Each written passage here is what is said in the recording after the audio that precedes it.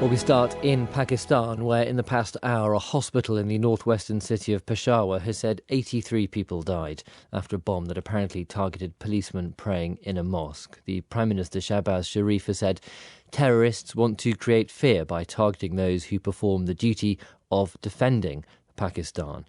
There are thought to have been dozens of police officers in the mosque at the time. Well, no group has said it carried out the attack, but it has been linked to the Pakistani Taliban. Well, on the line is Ashraf Ali, the National General Secretary of the organisation The Blood Heroes, which has volunteer blood donors, and joins us live now from Peshawar. Welcome to the programme.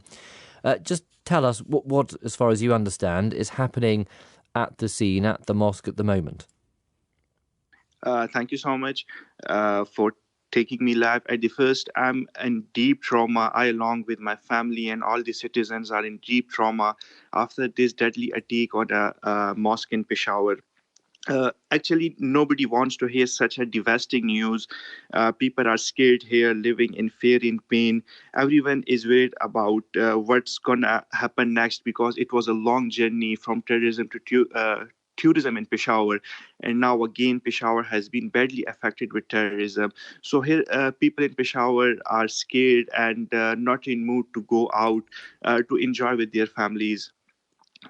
So people are staying indoors. They're too terrified to go onto the streets. Now, the location of this mosque is supposedly highly secure. Just tell us what it is like if you want to get into this part of the city. Yeah, basically, I myself visited the place a couple of times before the blast for different official reasons.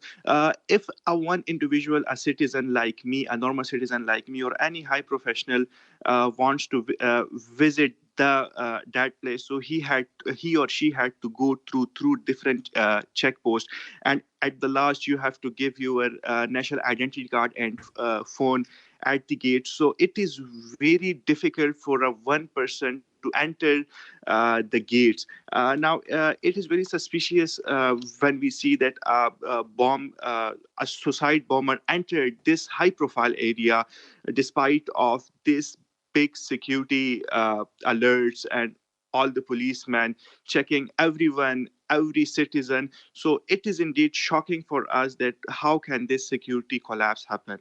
Yeah, well, an inquiry is underway to determine how the attacker managed to breach such a security cordon. You said that people are scared.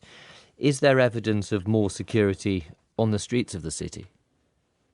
Yeah, basically, when I woke up today, I went out and saw that many police vehicles were roaming around the city, and they were providing security, because there might be another threat to the city, because in the recent past we have seen that when a blast happened, so collectively people visits hospital to look for their loved ones, so another blast can happen there. So basically police and the other armed forces are on the roads, are providing security to their citizens. Now, you run an organisation called The Blood Heroes, and you've been calling for people to donate blood. Have you had a response that you're satisfied with?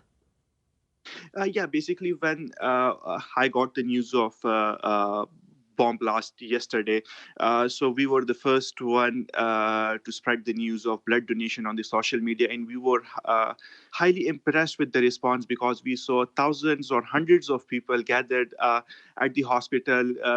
They came from far-flung areas to donate blood for the needy patients. So we are highly impressed, and I want to appreciate every single person who came to donate blood yesterday.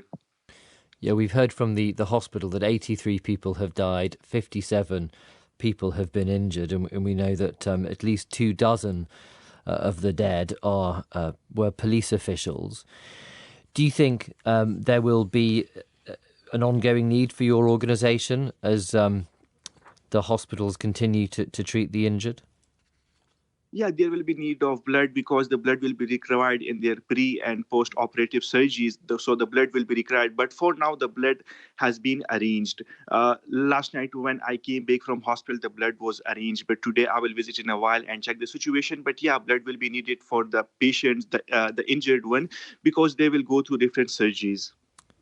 Well, thank you very much indeed for joining us there. That's Ashraf Ali, the National General Secretary of the Blood Heroes, talking to us from Peshawar in northwestern Pakistan.